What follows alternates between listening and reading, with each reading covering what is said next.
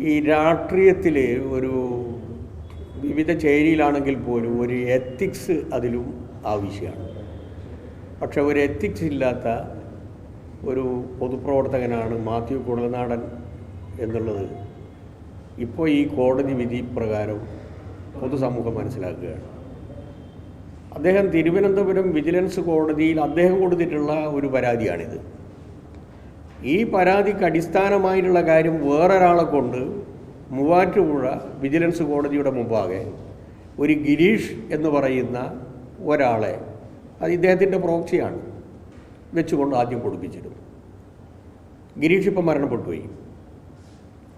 ആ ഗിരീഷ് ജീവിച്ചിരിക്കുന്ന സമയത്ത് മൂവാറ്റുപുഴ വിജിലൻസ് കോടതി ഇതേ കോസ് ഓഫ് ആക്ഷൻ, ഇതേ പെറ്റീഷൻ്റെ അകത്ത് പറഞ്ഞ കാര്യം തന്നെ അവിടെയും പറഞ്ഞു. വിജിലൻസ് കോടതി തള്ളി, മൂവാറ്റുപുഴ വിജിലൻസ് കോടതി തള്ളി. അതിനെതിരായി മരണപ്പെട്ടു പോയ ആൾക്കാർക്ക് പകരം വേറൊരാളെ കൊണ്ടുവന്ന് ഹൈക്കോടതിയിൽ ഇതിനെതിരായി അപ്പീൽ കൊടുപ്പിച്ചു. ആ അപ്പീൽ ഹൈക്കോടതി കിടക്കുകയാണ്. അതിൻ്റെ ഭാഗമായി ഒരു നോട്ടീസ് പോലും ബഹുമാനപ്പെട്ട മുഖ്യമന്ത്രിക്കോ വീണക്കോ എതിരായി ഹൈക്കോടതിയുടെ ഭാഗത്ത് നിന്ന് പോയിട്ടേ ഇല്ല. ഈ കേസ് എൻ്റർടൈൻ ചെയ്യേണ്ട കേസാണോ എന്നതിനെ സംബന്ധിച്ച് പോലും ഹൈക്കോടതി തീരുമാനിച്ചിട്ടില്ല. അതിൻ്റെ ഇടയിലാണ് തിരുവനന്തപുരം വിജിലൻസ് കോടതിയിൽ ഇതേ കാര്യം വെച്ചുകൊണ്ട് പ്രിയപ്പെട്ട മാത്യു കുഴൽനാടൻ ഒരു കേസ് കൊടുത്തത്. ഇതേ സാധനം തന്നെ. ആ കേസിൻ്റെ അവസ്ഥയാണ് ഇപ്പം നിങ്ങൾ കാണുന്നത്. ഇതിൻ്റെ ഉള്ളടക്കത്തെ സംബന്ധിച്ച് എനിക്കറിയില്ല. പക്ഷേ വിജിലൻസ് കേസ് തള്ളിയിരിക്കുന്നു എന്നുള്ളത് പൊതുവിൽ വന്നല്ലോ. ഇതാദ്യം തന്നെ ഞാൻ പറഞ്ഞതാണ്, ഉള്ളി പൊളിച്ചതുപോലെയാണിത്. ഇതിൻ്റെ ഉള്ളിൽ യാതൊന്നുമില്ല.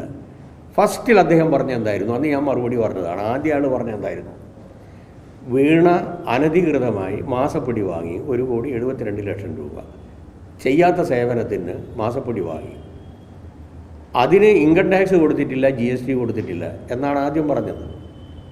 അപ്പോൾ അന്നേ ഞങ്ങൾ മറുപടി പറഞ്ഞു, ഇത് വാങ്ങിയ കാശിന് ഇൻകം ടാക്സും കൊടുത്തിട്ടുണ്ട്, GSTയും കൊടുത്തിട്ടുണ്ട്. പിന്നെ അതിൽ നിന്ന് അദ്ദേഹം മാറി മതിയായ സേവനം കൊടുത്തിട്ടില്ല എന്നുള്ളിടക്ക് എത്തി.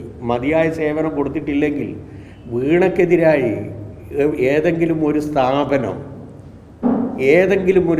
നിങ്ങൾ മതിയായ സർവീസ് കൊടുത്തിട്ടില്ല എന്ന് പറഞ്ഞുകൊണ്ട് ഈ കമ്പനി കൊടുത്തിട്ടുണ്ടോ, അല്ലെങ്കിൽ വേറെ ഏതെങ്കിലും ആധികാരിക കേന്ദ്രത്തിൽ നിന്ന് നോട്ടീസ് കിട്ടിയിട്ടുണ്ടോ? ഒന്നുമില്ല.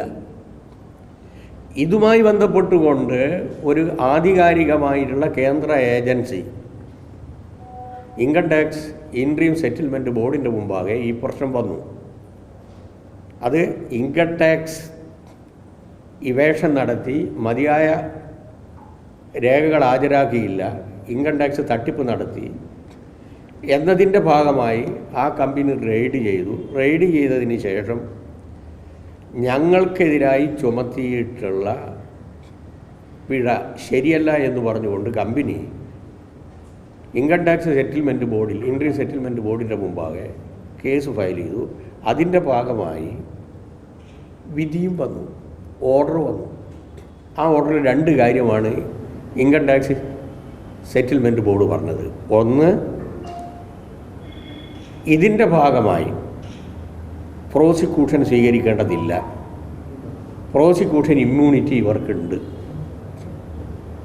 2, ചെലവാക്കിയിട്ടുള്ള തുക അത് ജെന്യൂൻ എക്സ്പെൻഡിച്ചറാണ്, അതുകൊണ്ട് ഇൻകം ടാക്സ് പെനാലിറ്റി ചുമത്തേണ്ടതില്ല. ഈ 2 കാര്യങ്ങൾ വ്യക്തമാക്കി. ആ സമയത്താണ് ഇതുമായി ബന്ധപ്പെട്ടുകൊണ്ട് SFIO serious fraud investigation office ഈ കേസ് പരിശോധിക്കണമെന്ന് പറഞ്ഞുകൊണ്ട് ബഹുമാനപ്പെട്ട ഹൈക്കോടതിയുടെ മുമ്പാകെ ഒരു കേസ് വരികയാണ്.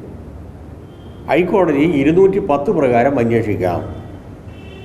കമ്പനിയുടെ നടത്തിപ്പുമായി ബന്ധപ്പെട്ടുകൊണ്ട് കമ്പനിയുടെ നടത്തിപ്പിൻ്റെ ഉള്ളടക്കത്തിൽ എന്തെങ്കിലും പ്രശ്നങ്ങളുണ്ടെങ്കിൽ അത് പരിശോധിക്കാം. ഇതിൽ വ്യക്തികളുമായി ബന്ധപ്പെട്ടുകൊണ്ട് പരിശോധിക്കാൻ നിയമപരമായി സാധിക്കില്ല, അതുകൊണ്ട് 212 ഇൻവോക്ക് ചെയ്യാൻ പറ്റില്ല എന്ന് പറഞ്ഞുകൊണ്ട് ഹൈക്കോടതിയുടെ വിധിയുണ്ടായി. ആ വിധി നിലനിൽക്കുന്ന സമയത്താണ് കേന്ദ്ര ഗവൺമെൻറ്റിൻ്റെ ഇടപെടലിൻ്റെ ഭാഗമായി 212 പ്രകാരം അന്വേഷിക്കാൻ വേണ്ടി ചുമതലപ്പെടുത്തിയത്. ഞങ്ങൾക്ക് വളരെ സന്തോഷമായതിനുള്ളൂ. അന്വേഷിക്കട്ടെ, അന്വേഷിച്ചാൽ ഒരു കാര്യം വ്യക്തമാകും. ഉപ്പ് തിന്നവൻ വെള്ളം കുടിക്കേണ്ടി വരും.